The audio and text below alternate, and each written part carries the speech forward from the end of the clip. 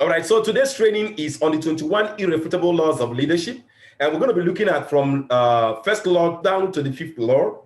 Okay, so but don't forget, once we get to the law of influence, I will fast forward it because we already dealt with that on leadership development being influenced in our last training. Okay, our last millionaire school, our last rising star mentors training. Okay, so let's get our millionaire school notes out, and then let's start listening and then start jotting, because we're going to discuss this quite in detail today.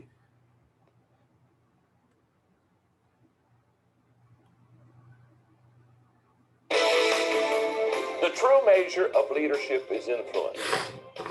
Nothing more, nothing less.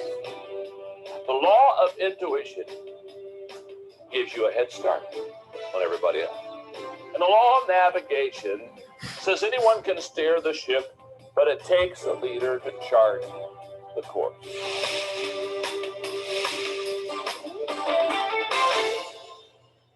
It is with great joy that I spend a few hours with you teaching you the 21 irrefutable laws of leadership. And I welcome every one of you here today because this lecture has potential to help you to become a better leader and to change your life. And somebody asked me recently, they said, John, how long did it take you to write the book, The 21 Irrefutable Laws of Leadership? And I know I shocked them because I looked at him and said, about 20 years. Now, people know I'm slow, but that's really slow. What I was really saying to them is a book like The 21 Irrefutable Laws of Leadership has to be birthed with a lot of experience. In other words, there are some books you don't write real quickly. There are some books you just kind of let them marinate and let them simmer so that you can truly bring out the laws. And the 21 Irrefutable Laws of Leadership was kind of formed not only in a process of time, but about 5 years ago, I sat down one time and I asked myself, in leading people for 20, 25 years, what lessons have I learned about leadership? What principles, what thoughts have I learned that really would make a difference? And what I came to the conclusion was this, that there are a lot of wonderful leadership thoughts, or a lot of leadership principles. But when you start boiling down to laws, there are just a few of them. And I would like to talk to you about the 21 irrefutable laws of leadership, and I would like to begin in your workbook by sharing with you how these laws were qualified. How do we qualify these laws? How do we turn around and say, okay, these are more than principles, these are more than leadership thoughts, these are truly laws. And I'm going to share with you in your notes the qualifying test to becoming a leadership law. For example, number one, these laws are not based on culture, gender, or age. Simply stated, these laws cross all type of cultures. And I know that because I have taught the 21 irrefutable laws of leadership in over 20 countries. And no matter whether I'm in India or the Philippines or South Africa, it doesn't matter. These laws cross right over. In other words, people there say, oh my goodness, that applies to me. And for it to be a law, it has to cross culture, it has to cross obviously gender, and it has to be able to be applied to all ages. The second qualifying test to becoming a leadership law is the fact that they relate and apply to all communities. When I say all communities, we've taught the 21 irrefutable laws of leadership in the business community, the academic community, the religious community. Hey, we've even taught the 21 irrefutable laws of leadership in the government community. Whoa, that's a real accomplishment, okay? And I remember a couple of years ago, the Department of Transportation Secretary called me up and said, I want you to come and we're going to bring in the top 500 people in the DOT all over America. And we've been studying 21 laws. We want you to come in and teach. And I had an incredible day with them. But these laws cross over all communities, all genders, all ages, all cultures. That's what makes the law. Qualifying test number 3, they're recognized by other leaders as leadership laws. In other words, one of the things I did in the process of writing this book and preparing this lecture is the fact I sat down with other leaders and I said, let me ask you a question. Do you think this is a leadership law? And often, many times, these key players would look at me and say, you know what, John, that's a great thought, but let me give you an exception. It doesn't work over here. And I'd say, hey, you're exactly right. It doesn't work over here. So other great leaders came around me and really helped me to form what I call these 21 irrefutable laws of leadership. And then qualifying test number 4. They stand the test of time. You can take these irrefutable laws of leadership and you can put them in this century. You can put them 5 centuries ago. In fact, I have a wonderful friend, Jim Garlow, who just finished writing a book, and it's an incredible book. where he takes the 21 irrefutable laws of leadership and he takes people throughout history, going back to thousands of years, and he talks about how many of them violated the law, how many of them applied the law and were successful with it. And I've had the time of my life just reading this book, because all of a sudden I'm seeing the 21 laws as they operated in the times of Caesar and in the times of the Civil War. The laws, they stand the test of time. Now, let me make just 3 or 4 observations quickly about the laws. Observation number 1 is, and here's the good news, I love this one. These laws can be learned. You and I can learn these laws. And the reason I know that is because I've taught these laws for many, many years, and I could literally put names behind every law. In other words, I could literally sit down and say, with this law, I've mentored and taught people this. They've learned these laws. These laws can be learned. Now, just taking a moment with the studio audience here, here's what I want you to know.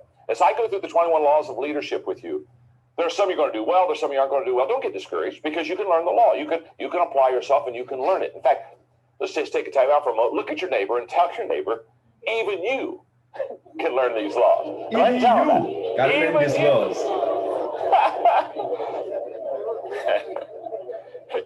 In fact, look at your neighbor, look back at your neighbor and say, in fact, this is the reason I brought you today. Let's say this is the reason you are here today. Okay. This is the reason you are here today. This is the reason you are stand alone. What I mean by that is, it's possible in law number 2 that you don't do well. Law number 3, you do well. They're not these laws. Okay.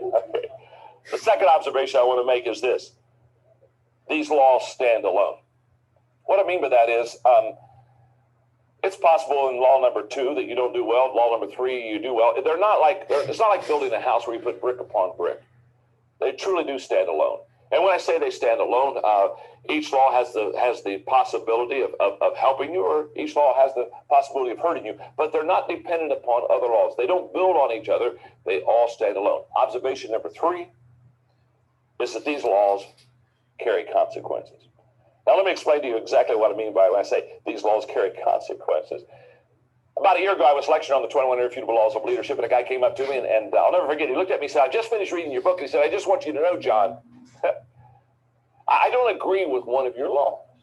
And when he told me that, I looked at him, and I smiled, and I said, I don't care. And that kind of threw him for a loop, because I think he thought I would care. And he looked at me and said, what do you mean you don't care? I said, I don't care if you don't agree with one of those laws. He said, well, what do you mean by that? I said, well, they're laws.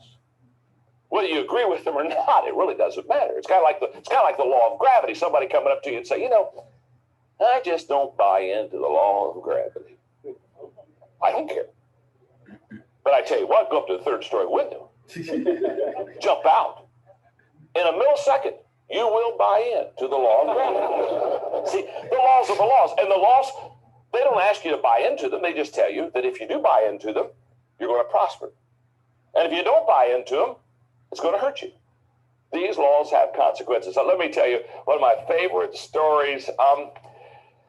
It's the story of 2 guys. They weren't good golfers. I love to play golf, so I love golf stories. Okay, 2 guys. They're not good golfers, and they get up on the first tee, and the first guy, he sets it up, and he tees it up. He hits the ball, and much to his surprise, for the first time in his life, he hits the ball right down the middle of the fairway. I mean, he is so excited. In fact, this guy's such a terrible golfer. He has never seen his ball after he hit it.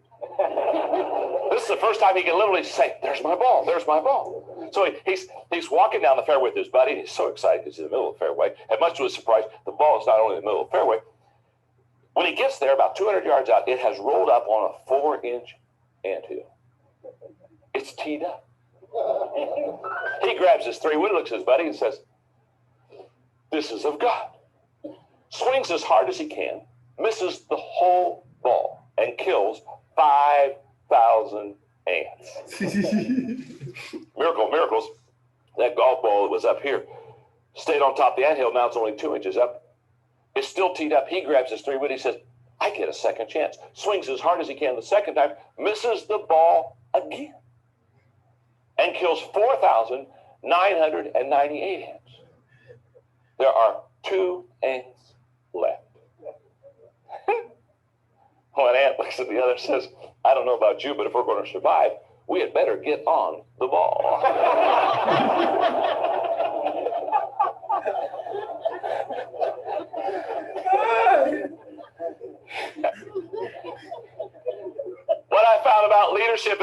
consequences.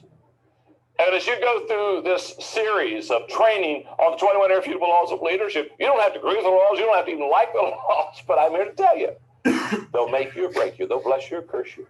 And if you learn how to apply them to your life, it'll be amazing how successful you become. And the last observation I want to make about these leadership laws is that these laws are the foundation of leadership. They're the foundation of leadership. This is what you build your leadership life on.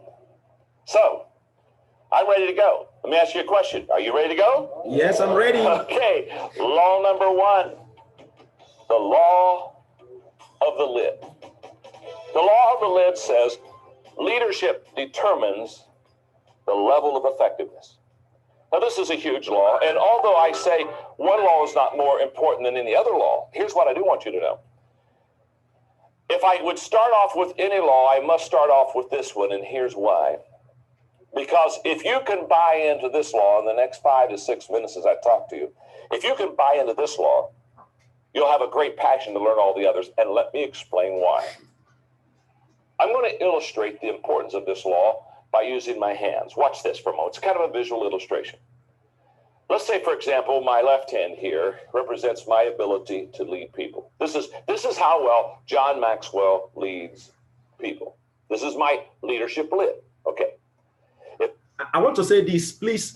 Every leader here, just know that this is not like the millionaire school. Everybody here talks. So everybody in every of the laws, if you're not paying attention, you're going to be saying something about every law. We'll talk. So this law 1 now, the first law, the second, the third, the fourth, the fifth, we're going to be listening today. Everybody must make a contribution. So let's really pay attention, okay? This hand is my leadership, and if this hand is my business, in other words, my company, my department that I'm overseeing, okay, whatever I'm in charge of, here's what I want you to understand. My department, my business, my company, my organization, here's what I want you to understand. The lid of my leadership will never allow my business to get any higher. It'll never allow in other words, if this truly is my leadership lid, my company, my business, my department, my organization, whatever it is, it can never get any higher than the lid of my leadership. In other words, your leadership, my leadership, our leadership lid, whatever it is going to literally control and determine the size of our business. Now, this is huge. If I were sitting where you are right now and I was taking notes, what I'd be saying to myself is something like this. Since the law of the lid says that my leadership is going to determine my effectiveness, the most important thing that I can do in my life is learn how to become a better leader. Let me explain to you. Remember, I've already said to you the laws can be learned. We've already realized that you can learn these laws, okay? In fact, you told your neighbor, you can learn these laws. Now, let me explain to you what could happen. Let's say from a 1 to a 10, my leadership lid is a 4. Well, what that means is if I'm a 4 as a leader, then my business, my organization is going to be a 3. Now here's what's not going to happen. If I'm a 4 as a leader, my business or my organization is not going to keep going above that lid and go to a 4, 5, 6, 7. It's never happened. In the history of mankind, the organization has not grown beyond the lid of the leadership of that organization. The leadership contains and controls and determines the size of the business. Now, so if I'm a 4, you look like a great smart audience. So I'm going to ask you a question. If I'm a 4 as a leader, what's my organization going to come to that I lead? But what's my number? 3, 4 max. Isn't that right? Can't be any higher. What it's not going to be a 5, 6, or 7 because my lid is a 4. Now, the good news is I can learn to lead. So here's what I'm saying. If I'm a 4 as a leader and I've got a 3, 3.5, maybe max, maybe a 4, I doubt, company or organization, here's what I want you to see. If I go from a 4 and I start learning leadership to a 5, to a 6, to a 7, all of a sudden, now look what happens. I have capacity for growth. I have potential for growth. My company can go from a 3 to a 4 to a 5 to a 6. In other words, here's what I'm saying. You can literally double the size of your department. You can double the size of your company by just lifting your leadership lid. And every one of you here, everyone that would watch these tapes, I want to say this to you. You can lift your leadership lid. But everything, remember this, everything rises and falls on leadership. By the way, where I learned this, when I lived in San Diego, California, I had a fellow by the name of Don Stevenson who was my mentor. And he was the president of Global Hospitality, and that Global Hospitality literally would buy, they would buy resorts that were going bankrupt. Resorts like La Costa, Greenleaf, any kind of major resort across America that was going under financially. What we found was that this company, Global Hospitality, they would come in and they would buy the company. Okay, now get the picture. Here we are. I'm sitting down with Don Stevenson about every other month. He's mentoring me. And I asked him one day, I said, Don, when you go buy a bankrupt company, a resort that's going under, are there some things that you always do? And I'll never forget. He looked at me and said, John, he said, yes, there is. He said, when we go into a bankrupt company, he said, there are two things we always do. And I looked at him and said, two things? He said, yes, absolutely.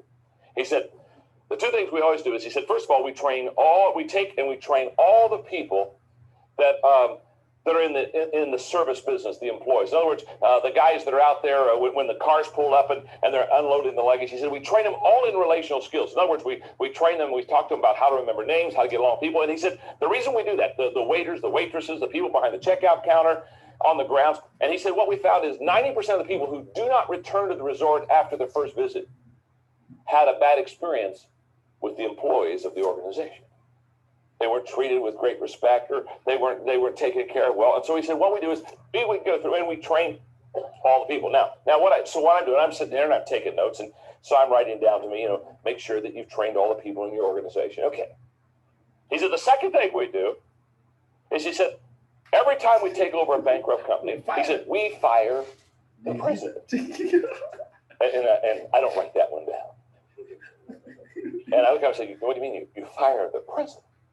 He said, John, he said, every time we take over companies going under, he said, we fire the president. I said, well, it seems a little harsh, isn't it? I mean, don't you first go see him? You know what I mean? Go sit in the office, light a fire in the fireplace, hold hands, do a little kumbaya, you know what I'm talking about? No. He said, John, we fire the president.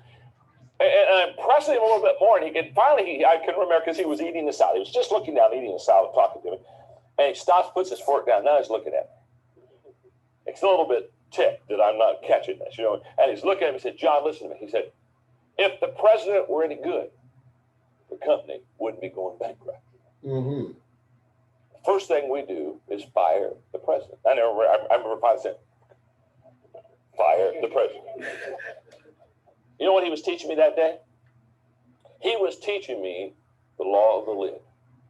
What he was really saying to me is that it's an absolute fact that in any organization, everything rises and falls on leadership. And the leadership of that organization will determine the size of that organization. And so therefore, when you have a good company that's thriving and doing great business and excelling, you've got good leadership. And when you got a company that's stagnant and it's going downhill and it's not going well, I can promise you, you have bad leadership. Everything rises and falls on leadership. Now, let me tell you what that law did for me as a leader. That day, when I walked out from the table, after listening to Don talk to me, that day, what I realized was that I was responsible as a leader. That I had to now take responsibility for my organization. I had to take responsibility for my people. I had to take responsibility for the success of my company. That I couldn't go and blame someone else. I read a statement recently that's just powerful. Here's what it is. It's easier to go from failure to success than it is to go from excuses to success. Wow, powerful. That's a tremendous statement. And whenever as a leader, I begin to make excuses for why my company is not doing well or why my organization is not doing well, and I began to go say, well, you know what, I mean, we're in the wrong location and we got the wrong people. And listen, cut the excuses out. If you're the leader, learn to lead and take responsibility for that leadership. Here's the good news. You can grow as a leader. You can become a better leader than you are right now. That I promise you. But take responsibility. Because the law of the lid says the organization or the company cannot rise any higher than your level of leadership. The law of the lid is a huge law. So if you'll notice in your workbook, I have some questions. Just some simple questions.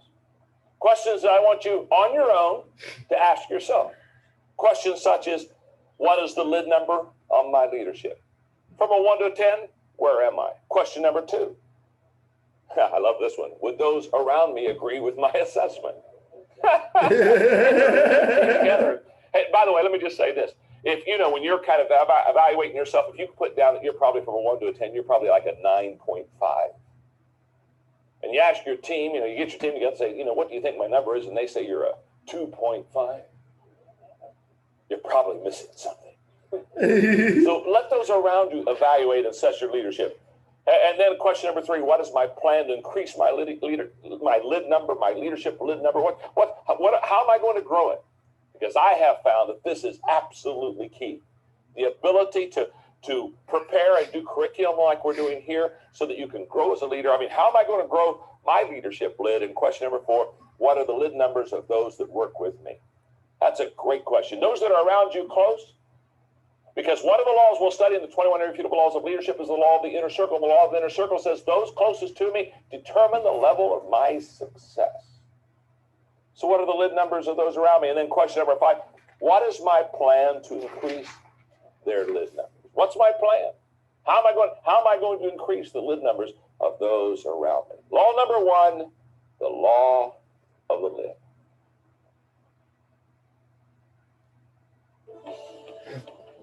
All right, so we're now on law the number 2. second law is the law of influence. And the law of influence says the true measure of leadership is influence. Nothing more, nothing less. I love this law, and when I teach it, I find sometimes it throws an emotional curve to people.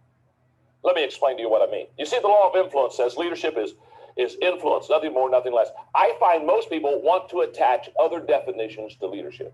They want to say things like, John, I think leadership is title. And by the way, I have a leadership title. Or I think leadership is position. And by the way, I have a leadership position. I find that a lot of people want to tie all kinds of definitions into leadership. But let me just tell you, leadership's influence.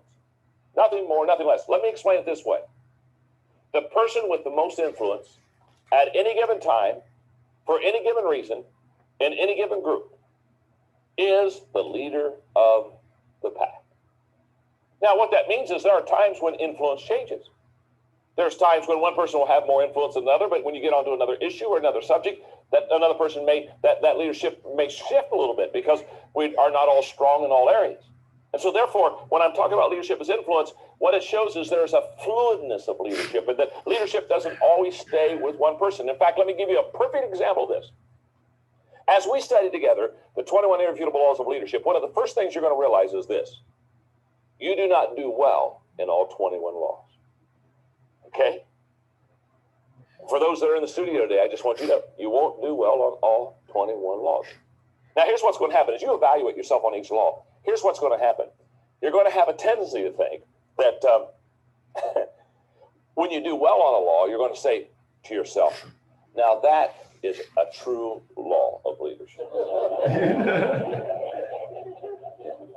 Oh, John's right on there. Oh, that is so good. He's just, that is true. And all the laws that you don't do so well, you're going to say, that may not be a law of leadership. Now what you're going to find is you're going to do well on some laws, you're going to not do well on some laws. Hey, that's the way it is. In fact, there are going to be some laws, I'll point them out to you, that I don't do well on. Now here's what I want you to see. That's why it's important for you not only to understand leadership, but that's why it's important for you to have a leadership team. That's why it's important for you to train leaders around you. And here's why. In fact, I have seen over the last 3 decades, in the 80s, I saw that the great word was management. Everybody talked about management. Peter Drucker did some great things on management. And when we got to the 90s, in corporate America, it changed from management to leadership. Now, there's a reason for that. See, managers assume things will always stay the same. Leaders assume things will always change. And so in the 80s, when things were stable, wow, we needed managers to kind of control and to make sure everything was being taken care of. In the 90s, when we got to leadership, all of a sudden it drastically changed. And we needed guys and gals and men and women that were fast-paced and could change and embrace change. And I can tell you, as now we've entered into a whole new century, I can promise you we've gone from management in the 80s to leadership in the 90s, to now, I can tell you, we're going, as we've entered in a whole new, not only decade, but a whole new century, we're going now to team leadership. And the reason we're going to team leadership is because the 21 Irrefutable Laws of Leadership will teach you and me very simply that you just don't do all 21 things well. You don't, I don't. Now, the moment we understand that, I've got to have a leadership team.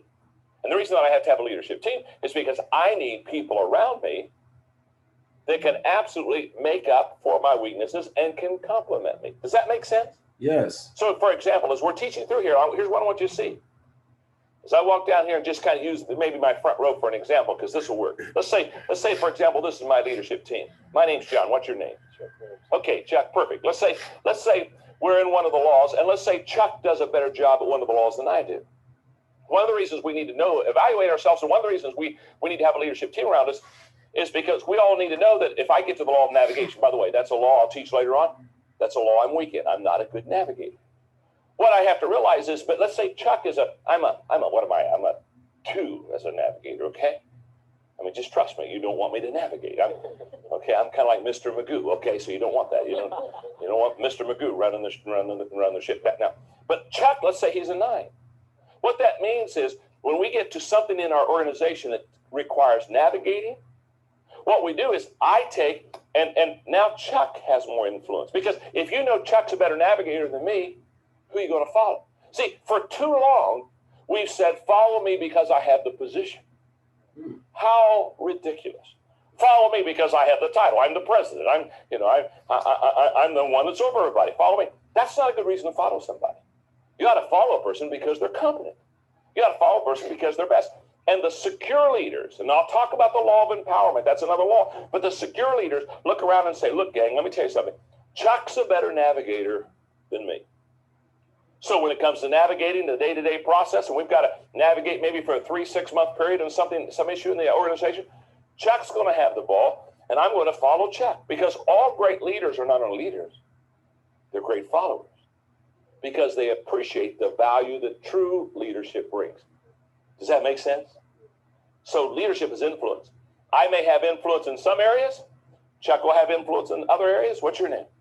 Bridget will have influence. In other words, the person that is the best leader should have the most influence in that given area. Make sense? So look around you and ask yourself, who is influential and in what areas are they influential? That's why several years ago, I designed a way for people to understand influence as it pertains to leadership that would make sense to them. And in your notes, if you'll take just a moment for me, I want to draw your attention to the 5 levels of leadership. And when I use the word leadership, I could use the word influence. That I use them interchangeably. And what I want to do is I want to walk you through this because this is essential for you to understand where you are as far as what level of influence you have and where you should go to increase your influence level. For example, let's go down to the very bottom step, okay? On that first lowest level, put the word position. Now, that's the lowest level of influence. That's the lowest level of leadership. Now, we've done this. That was last week. That was last week. Okay, so we've done these 5 different levels, but I think here is just the summary. So let's just play through it, okay? In other words, when you and I go to an organization, we get a title, we get a position. Now, right inside that step is another blank. I encourage you to put the word rights because that's the key word when you're on the position level of leadership. Let me explain. When you and I have a title, when you and I have a position, we get certain rights that come with the position. Is that true? They'll look at you and say, you're going to be over these 6 people. This is going to be your department. These are your people that you're responsible for. Okay. In other words, at level number 1, people follow you because they have to. In other words, people say, why are you following that person? Well, it's because they're the boss. They're the leader. I have to. In other words, I'm under them. I really don't have any choice. Now, let me share something with you. Every one of us in this studio, every one of you that watch me do the leadership training, anybody that's just observing what I'm saying right now and understanding these levels of leadership, every one of us have had to follow people that weren't good leaders. Isn't that true? How many of you we don't need to call out names, okay, let's not get personal here. How many of you have at one time in your business life or your work life had to follow somebody and they were just a lousy leader? I mean, they're absolute. Oh, that's 100% in the studio. Let me ask you this question. How many of you are sitting beside that person right now? No, don't go there. Don't go there. Don't go there. The first question is a leadership question. The second question is an IQ question. Okay, don't raise your hand on the second one. That would not be a good thing. Okay, now here's what I'm saying. Every one of us have had to follow people that were not good leaders. Why? Because they had the position and title. This year I'm going to be speaking to the West Point. I'm coming in for 2.5 days. I'm going to be speaking to all the cadets. I'm going to be speaking to the leadership, and they want me to talk about the 21 Irrefutable Laws of Leadership because they teach it there. What's interesting is my challenge as I go to West Point will be I'm going to teach the 21 Irrefutable Laws of Leadership, and so much of the service area is based on rank. And what they're going to have to understand, and what I'm going to do my best to teach them, of course, they're very, very sharp, so they're going to understand it very quickly, probably much better than I ever could, is they're going to have to understand that just because people follow you because you have a position doesn't mean that you're a great leader. Does that make sense? Yeah. Level number 2 is the permission level. Let me walk you through the rest of these very quickly. I hope you understand what he's doing. He's teaching you the 5 different laws or levels of influence. The 5 different levels of influence. First one, position level. Second one, permission level. And the key word on the inside of level number 2 is relationships. At level number 2, people follow you because they want to. By the way, just stop for a moment and look at your notes. There's a world of difference between 1 and 2. In step number 1, people follow you because they have to. In step number 2, people follow you because they want to, because now you develop relationships with them. Level number 3 is the production level. And the key word is results. Basically, what I'm saying at level number 3 is this. At level number 3, people follow you because of what you've done for the organization. In other words, it's growing. The profit's better. The morale is higher. Okay.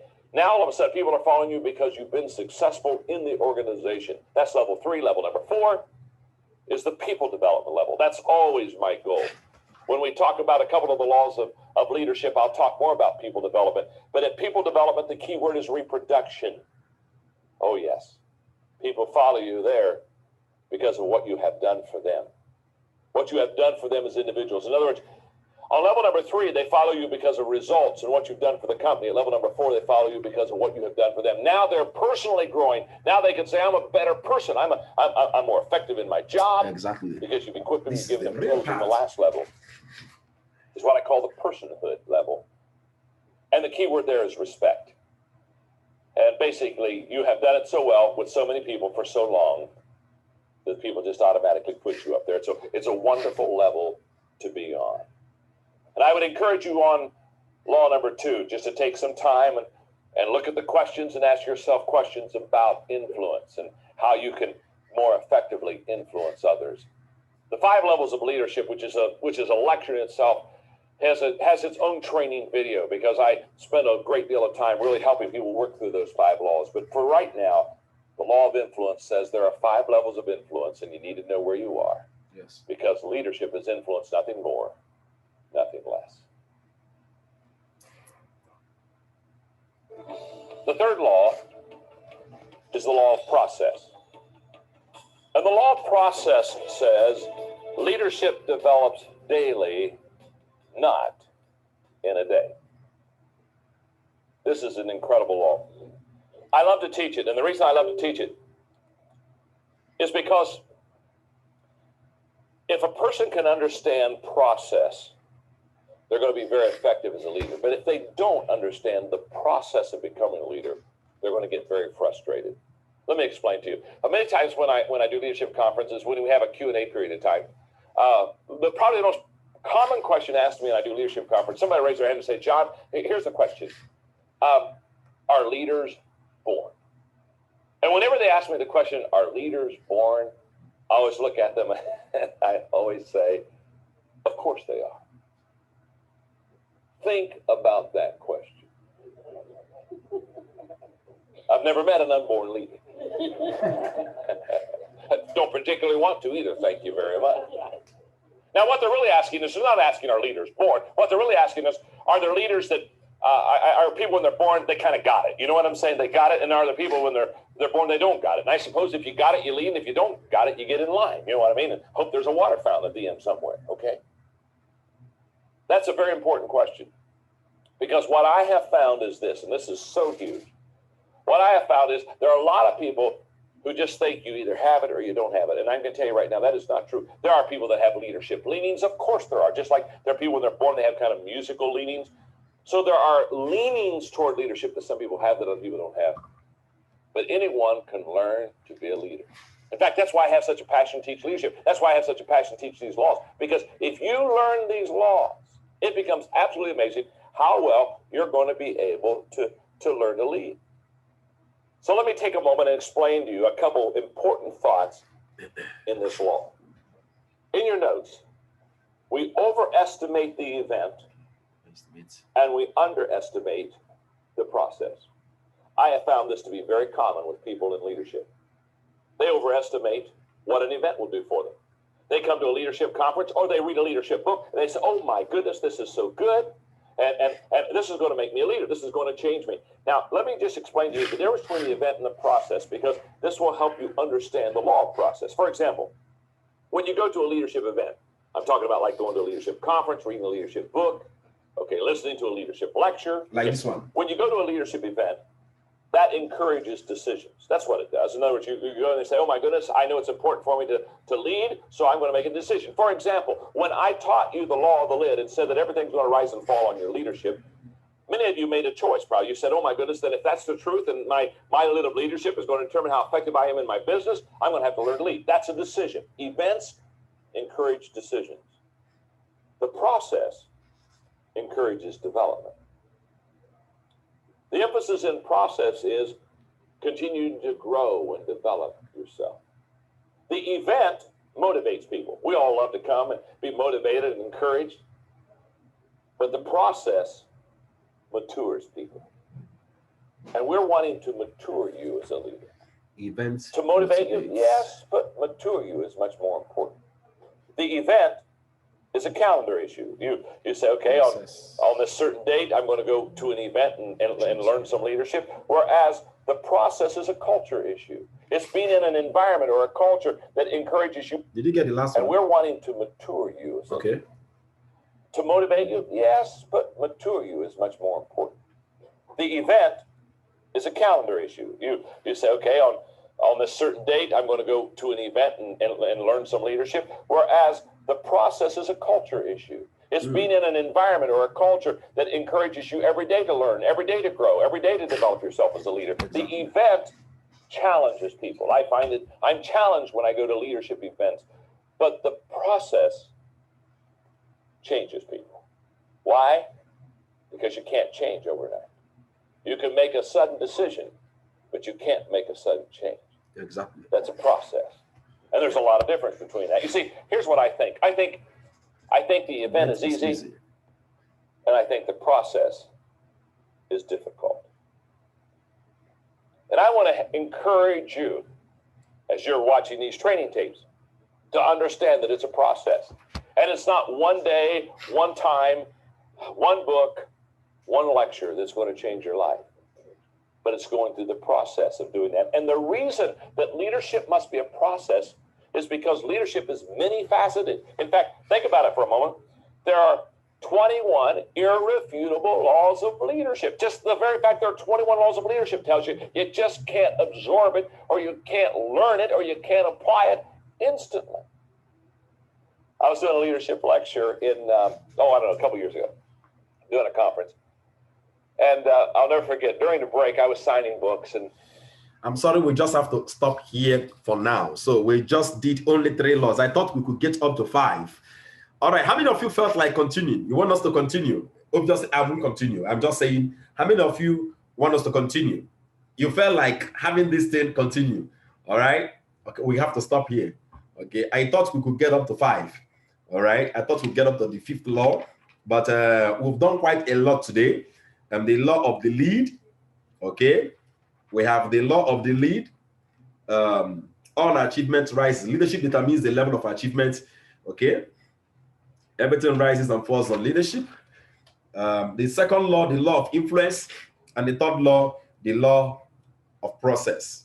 It has been awesome. It has been awesome. How many of you learned something beautiful today? How many of you, you've been built, you've been developed, you see yourself being developed as you go through these trainings? Let me see you wave your hand. Let me see you wave. This is actually what puts you in a place over time. In the next 5 years to 7 years, and people, you become a wonder to your generation. You become a wonder to your organization. You become a wonder to the group you find yourself in. This is what the RDI is all about: to develop you, to build you. And then the truth is that there is something that John Maxwell said that, that I love so much. That's why I allowed us to go through the introduction. Before he started talking about the 21 irrefutable laws, he said something.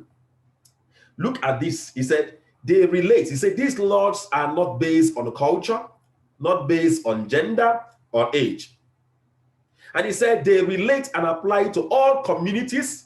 They apply to all spheres of life: school, government, religious organizations. For me, that's the best. Because you can apply this in your family. You can apply this in where you are working. You can apply this in your business. You can apply this in your church. You can apply this anywhere you are. So it's not just about our business. It applies everywhere. These laws. And he gave us the observations. They can be learned. They stand alone. They carry consequences. They are the foundation for leadership. This is beautiful. This is beautiful. I wish you have all the time to do this. Okay. Mama Agnes is requesting, she's suggesting that we have the summary. Summarize the first law. Okay. Now, what's the first law? The first law has to do with the law of the lead. L-I-D. The lead. It talks about your leadership level determines the growth of the organization, your growth, the growth of your business, the growth of anything you are involved in. And it means that your achievements and the level of growth you will have in anything you're doing will never go beyond your own level of leadership, your own lead, your own leadership lead. It is what puts a barrier. It's what hinders the level of growth you will ever have in your business. So you want a level 10 growth, you have to become a level 10 leader. If you are a level 2 leader, it means whatever you are leading and whatever you are doing will never go beyond level 2. That's what it means, the law of the lead.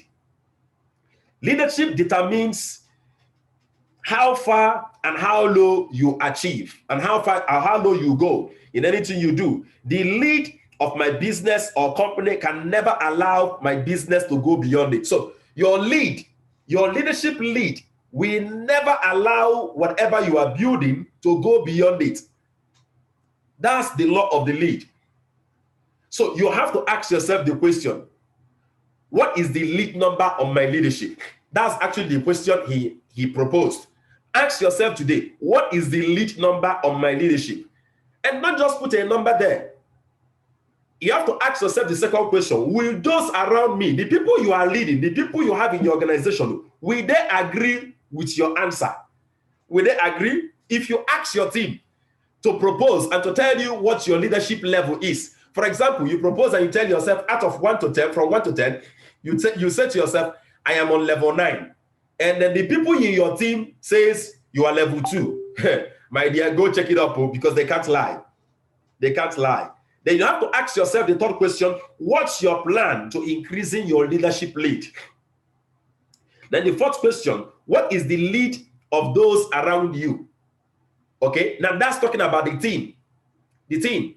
Because the size or the level of accomplishment you will have is determined by the level of team, the leadership team that you have. If you are leading children, you can't achieve much. If you are leading leaders, then you can achieve so much. So what is the leadership lead of your team members? And then number 5, what's your plan to develop your team's leadership lead? So leadership, the law of the lead has to talk about what your own personal level of leadership, and the growth of your organization or the growth of whatever you are doing will never go beyond your own level of leadership. I believe that is clear. I hope that's clear, Mama Agnes. Mama, I hope that is very clear now. Is very clear? Yes, sir. Thank you very much. Okay. All right. Do we still have any question on do we have any question on the second and the third law? The second law is the law of influence, and it talked about the 5 levels of influence: position, the permission level, production level, people development level, and the last one, the pinnacle level. And then we now talked about the law of the process. Okay. So do we still have anyone here that have issues or challenges with the remaining 2 laws? If you need me to clarify you more on the other 2 laws, I will need you to indicate, okay? So the level of influence, position, permission, production, result. What is the 5th one? The 5th one is called the pinnacle. And what characterizes the pinnacle level is respect. You start commanding respect. You become like an image. You become like a role model to people, not just in your own organization, but also to the industry. To the industry. Okay? So you become a professional that people, like for example, Matt Morris is now seen as a role model in the network marketing industry. Eric Warren is seen as a role model in the network marketing industry. So, okay, so it's something you achieve over time and over the years. Okay, Madam Mosun is talking about, I didn't get the law of the process. All right, so the law of the process is very, very powerful. What does that mean? The law of the process talks about what? Leadership is develops daily, not overnight. Leadership develops what? Daily and not overnight. And anyone can learn to become a leader. Now listen to this. I've been saying this in our trainings. A lot of people overestimate what happens in an event. For example, maybe you attend a church program, you are like, oh man, the church service today was bomb. You can never become a very good Christian by just attending one church service or one event. Do you know we have 10 men of God that came? I'm sorry. People overestimate what happens in an event and underestimate what happens in the process. Leadership develops over time. You must factor in time. It's a process. You can't read one book that will change. There is nothing like one book that will change your life. In fact, if I should allow him to keep talking, there's a place he said that someone asked him a question, and the question was like, sir, John, what is that one thing that I need to do to become a good leader? And you know his answer? His answer was, the one thing you need to do to become a good leader is to know that there is no one thing to do to become a good leader. Yeah. Leadership is a process. It's a process. And he now gave us distinctions between events and processes. And one of them is this. He said, events encourages decision. You just made up a decision now. For example, now, this training is an event. You just made up a decision now. Oh, you know what? We have an event. We're going to be celebrating people that read my first year in network marketing. And there we motivate people. We give awards. What happens? It encourages you to make decisions. But guess what? The process encourages development. You develop over time. You don't develop in an event. You don't become a full human being by just attending an event. It takes time to develop even as a human being. Events motivates. That's why we love programs. People attending programs. Event does what? Motivates. The process matures you. Process is what? Is you get matured over time. You get matured over what? Over time. Event is just a calendar issue. You know what? We have a training just every morning from 8 a.m. to 9 a.m. That's an event. Do you know the real deal? The real deal is this. In the event, we can give you the strategies. In the event, we can give you the structures. In the event, we can give you the techniques on what to do. But guess what? You get truly developed through the process. Why you apply those things you get from events. So processes matures you, events motivates you. And event is a calendar matter, why process is a culture. Let me tell you what I'm doing. One of the things I'm going to be doing in our Rising Star Mentors program is to create a culture. Let me say this. Anytime you want to create a transgenerational success, listen, anytime you want to create a transgenerational success, a success that outlasts generations to generation, all you need to do is to create a culture. Culture is more powerful than you can ever imagine.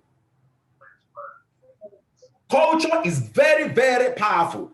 If you come into a city now and you want to really lead them so well, you must understand their culture and then start developing cultural values, or rather counter-cultural values. Cultural values that will enforce your leadership laws or whatever thing you want to enforce. So you develop culture over process, because culture, you know what it means? You know, one of the things I want to do is this. People coming into RDI by default, the culture says it's a business. That's what I'm doing. It's a business. If you don't commit time to it, you won't succeed.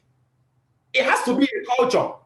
Anybody coming in, and it's something that I have to build in every fabric of what we are doing. Some of you don't know what I'm doing. That's exactly what we are doing. Okay? Everybody coming in to know that if you don't attend millionaire school, you won't succeed. It's a culture. It's a culture. And that will happen only through process. I hear what I'm saying? Now, events, challenges. You know, we come to an event and we are celebrating people. This person achieved 10 persons in a month. Oh, hallelujah, praise God. And the person is given an award. And what happens? It challenges you to do more things. Like, Costa went to Philippines. When she came back from Philippines, she was so challenged. She said, you know what? The next time we are going to Philippines, I will make sure that 10 of my success line joins me. Why? Because she saw small girls that came along with so many persons. She was so challenged with what young people are doing. She came to Philippines and she saw that the highest earners in Kenya and in many countries are young ladies like her. She was motivated. Yes. But guess what? The process is what changes people. I can take you to an event, you get challenged. I need to bring you back and take you through the process. That's where you get changed. Events are so easy. We can put an event right now and everybody know what, there's that event. But guess what? Process is difficult. So, the law of the process, the summary of it says, listen, you develop over time. Don't overestimate what happens when you just read a book or have an event. I need you to focus on the process, because the process takes time. You don't BBQ leaders. You don't microwave leaders. It takes years to develop one to become a leader. As a matter of fact, I am not expecting on any of you here to get to my level of leadership in less than 6 months. Like, I'm not in this business. I'm not. But let me say this to you. Leadership as a whole is not just about the business. That's the reason why, if you can find a leader in another place, in another industry, maybe in a church, a good leader in a church, or maybe in a political arena, and the person decides to adopt this vision, trust me, the person will explode in the business. I'm going to give us a secret I don't like giving out in the general presentation. When I'm having my presentations, 8 p.m. presentation, I say things like, do you know, I came into the business and in less than 5 months, I was able to make 15 million. Do you know why that was possible? And in 1 weekend, I signed up 60 people. Do you know why? Let me say this to you. I was already a leader before I joined this business. I was already a leader. That's just the truth. I was already running a company that has over 25 staffs. I'm telling you, I was already working with investors. I know how to work with investors. I know how to raise capital for my business. I already have an experience with partnership before I joined the business. Not be fooled. That's just the truth. That's the reason why if you see people that are doing so well already in a career and you bring them into this business, the only work you need to do is to get them to accept it. That's the reason why many of you will notice something going on in our OPPs. People will keep saying things like, I decided to join this business because the person that introduced me to it is someone I respect a lot. How many of you have heard a lot of people saying it? That's now becoming very rampant. How many of you have heard it in our OPPs? Let me see wave your hand. In our 8 p.m. meetings, let me see wave your hand. That's what's going on. It means the person is a leader over them. And that's exactly what I've been teaching. If you can bring out your personality, bring it out in the business, people, you say this business can explode. So if you can target, if you know people that are already positioned well, all you need to do is to show them how you can influence and how you can help them succeed. Once they join you in the organization, the only work you need to do is to get them to accept the business. Once they accept the business, boom, their business will explode. Do you know why? Leadership in one career can also affect leadership in another career. If you're a true leader in your church, you can be a true leader in RDI. If you're a true leader in your department, you can be a true leader in this business. Why? Because the leadership laws does not respect any space. But at the same time, there are some of you, I look at you, and I'm not expecting you to get to the level of leadership I've gotten to overnight. Some of you here, you are far higher than me in your level of leadership. I know what I'm saying. Looking at what you have achieved over time, the level of respect you command, the only thing I'm doing here is just to serve as a guide to teach you, to mentor you on how to apply that your leadership level here in the business, and you will explode. Some of you here, you are higher than me in your level of leadership. In so many things you are doing. Yes. Yes. I'm here only just to guide you. That's why I've never seen myself higher than any of you. I've never. I always put myself in a place where we journey together and we learn through the process. So leadership is about the process. You develop over time. You don't develop overnight. All right, this is where I'm going to be stopping. Madam Mosun, have you gotten it? Very well, sir. Thank you so much. All right. That's it. That's it. Now, I'm just going to summarize this meeting with this, with what I sent to us. Okay. I believe most of us must have seen what I sent out in the Rising Star Mentors WhatsApp group. Okay. Rising Star Mentors WhatsApp group. I sent out some messages there that has to do with the format of clearing payments. Okay. Right now, we are going to be taking care of arranging all payments and sending it out properly. Okay, so let me share the slide with us. Let me share the page with us. Let me share the page with us. Okay.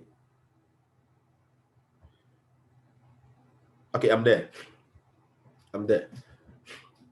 Many of you really don't know that it takes me quite a great deal of time for me to arrange payments. So from now henceforth, anyone that makes payments, if the person sends the payment to me, all I need to do is to send you the person's details, the name of the person, the payment slip, and whatever. That's the only work I need to do. Once I send it out to you, it is your responsibility to arrange that payment in this format. Now, I created a new WhatsApp group called SAG, the Success Addicted New Payments Group. That's where you'll be posting every payment now. So no leader there should ever paste a payment to me privately. If you send to me privately, I will try to send it to the group. Why? Because it is easier for me to come to a WhatsApp group and collect all payments than to be responding to people's payments one by one. I will give you an example. Mama Princess Akala here will attest to that. I don't know whether she's here. There was a time Mama Princess sent me a payment. Do you know I didn't even... she sent me so many payments within that period of time, and I jumped about 2 payments. She had to take me back, telling me, what about this person? He has not been registered. Mama Princess, please unmute yourself and attest to this. Do you remember? We can't hear you. You remember, right? Oh, we can't hear you. Check your volume. I remember that. Exactly. Even Mama Agnes, it happened to you too, Mama Agnes. It happened to you. In fact, the woman that Yes. paid, the last person is person that paid 50,000. I had to go and get as in no. Because all of us here knows the number of people I'm overseeing. It's quite much. Okay, right now we are developing new leaders. As a matter of fact, I'm building a new system. A system that will really explode us as a team in the next 3 to 7 years. Okay, so I'm not even saying what I'm doing right now is not just even for now, it's for the next 7 years. Okay, so please, it is better that all payments are sent to one particular WhatsApp group by my leaders. All right, and then I can easily come to a WhatsApp group and then pick a payment. Even when you yourself wants to reference me on a payment, you can easily come to me on the WhatsApp and say, please, sir, what about this payment? You know, something like that. That's very awesome. So that's the reason why I created it.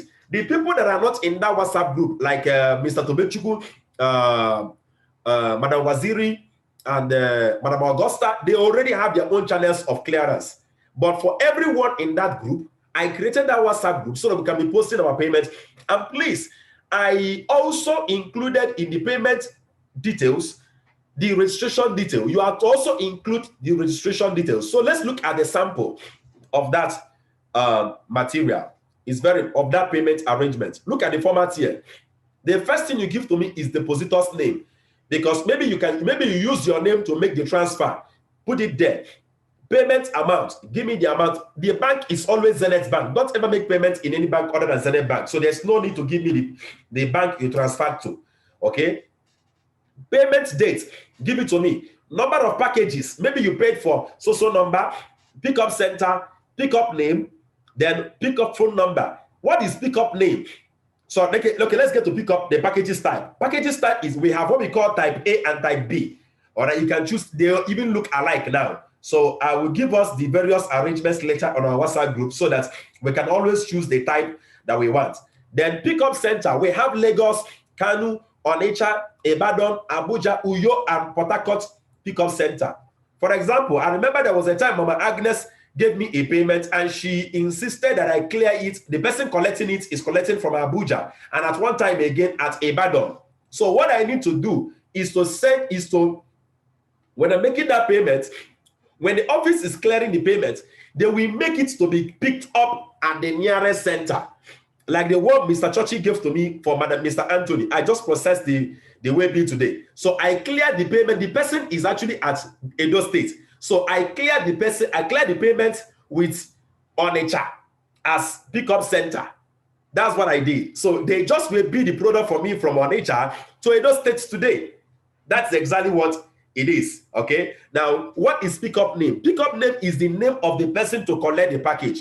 Many a times I will be the one asking, Mama Princess, are you the one to collect it? If you are the one to collect it, insert your name there. If it is the person that owns the account that will collect the package, put it there. Then you put the pickup phone number. Then the next detail is the registration details. I need to know the registration details. What's the registration details? The new account owner's name. For example, Mama Princess may be the one to pay, to deposit, but the payment is for someone else.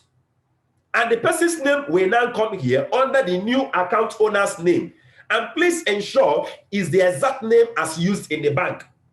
Trust me, you don't want to go through correcting a name in this business. Hi, don't go through that process. So I'm begging you. Number 2, the new account owner's phone number. I need to have the phone number. Number 3, the sponsor's name. Who is the sponsor? Are you the sponsor? Or is it your success line that is the sponsor? I'm not talking about upline. Okay. Now, if you already know where it should be under, Mama Akala does that. You can now put it as an additional information, the upline's name or ID. Then the sponsor's first ID. So you must know your ID and you must have a documentation of your people's ID. Please, I may warn, do not send me any payments privately. Mama Agnes sent me payment today. I rejected it. I told her, Mama, go back, use this format, and send it to me. This is the task we are to do. All right. Now, let me give you a sample. Remember, the first one is a clear screenshot of only mobile app transfer or direct bank deposit. No USSD code or POS. Always remember that. So look at the sample. This is a sample transfer done by Mama Princess. Okay, so this is a slip she sent to me. And then look at how I arrange the payment details. Depositor's name, Adepimpe Folashade Akala. Payment amount, 359,104. Payment date, 4th July. Number of packages, 8NR. Okay? Packages type. Now, because it's 8NR, I arrange it and I said 5A and 3B. So you arrange it that way. Pickup center, Lagos. Pickup name, Adebimpe Folashade. Okay? That's a sample I'm giving you. I've told you what a pickup name means. The person that will go to the office and collect the package. Pick up phone number. I put a phone number here. Then coming down to registration details, I write new account owner, Erin Ledaniel. I just gave a sample name. Make sure it's the complete name. Account owner's phone number. You put the phone number. Sponsor's name, Princess Akala. Sponsor's first ID. I put any ID there. Okay? Make sure that you have it exactly like this. If you miss out on anyone, Heaven and earth knows that I will reject it. In the rising star, in the payment group, the new payment group, I will highlight it and I will tell you, sorry, put it in the exact format. Please do not think that I will understand. Don't. If, for example, you don't have the sponsor's ID number, ask me, please, sir, can you help me with this sponsor's ID, with this woman's phone number, with this woman's ID number? I will search it out and give you. I want us to follow this to later. Exactly. If you miss any step, just know that I will reject it. Just know that. So what I'm doing right now is this. Like, for example, yesterday, in our meeting, about 3 persons made payments. Okay? I sent the payment to the leaders. I sent one to Mama Juliana. I sent one to Mama Agnes. Okay? I thought the person told me she was connected by Mama Agnes stroke Mama Kehinde. So I believe that since they are in the same team, they can actually sort that out. All right? So those of you, when I send that payment to you, the only detail I can have from a partner, from a newly paid account, is the name, the payment slip, and the phone number, and the sponsor. Once I send those details to you, it is then your own responsibility to arrange it this way. Look at the WhatsApp group here, SAG new payment group. Look at it here. This is the SAG new payment group, and let me call out the names of the leaders in that group. The names of the leaders includes Mama Falashade Akala, Mama Juliana, Mr. Churchill, Mr. Eric, Mama Yeniron Kehinde, Madam Mosun, Mama Agnes, Mama Ukebu, Mr. Wilfred, Mr. Hope Nesta, and Ugo K. Chinonye. These are the people there in that. I added Ugo K. Chinonye for some reasons, even though I'm still going to call on her, because normally she sends her own payments to Madam Amarachi. So please, Madam Ugo K. Chinonye, you can continue sending your payments to Madam Amarachi. I just added you here to see what I am doing. All right. So everyone here, you are to send in your payments of your partners, your downlines here for clearance. So even if your success line, for example, now, Mama Pastor Joseph Abawomi, I know Pastor Joseph Abawomi is under Mama Agnes and Mama Kehinde. So I will just carry his payment straight and send it to them. They are the one to arrange this. It's after you've arranged this that I can now send this payment to the office. This is the arrangement that is needed for me to send it to the office. Now, let me show you something that I do. Let me show you how, this is the WhatsApp group where I communicate with the people, with the office. You can see here, whenever you send me payments, I will have to arrange those payments. Can you see? I will have to arrange them and then forward it to the office. And when I forward it to the office, they will now release. You can see the last one I did. They will now release something like this. It's called the registration details and the pickup slip. You will see the code, the PIN numbers, and everything. This one, I'm not teaching us on how to use this for now. The only thing I send to you is your pickup slip. So when they send this to me, then I will now send it to that leader directly. I won't send it to the group. I will send it to that leader directly. But before I send this payment to the office, this is AIM Global Kano office. That's where they clear my payments for me. I have an arrangement with the staff there that clears my payments and does pickup centers for me. So before I send that payment out, you must have to send me your payments in exactly this format that I've given you. So all the leaders added here, make sure you go back and then check through and ensure that you send me your payment details using this format. If you miss one line, I will reject it, because I know that one line will make me to come back again and start asking you questions. And I don't want to do that. So do your part so well, and I'll do mine so well. God bless you for staying beyond.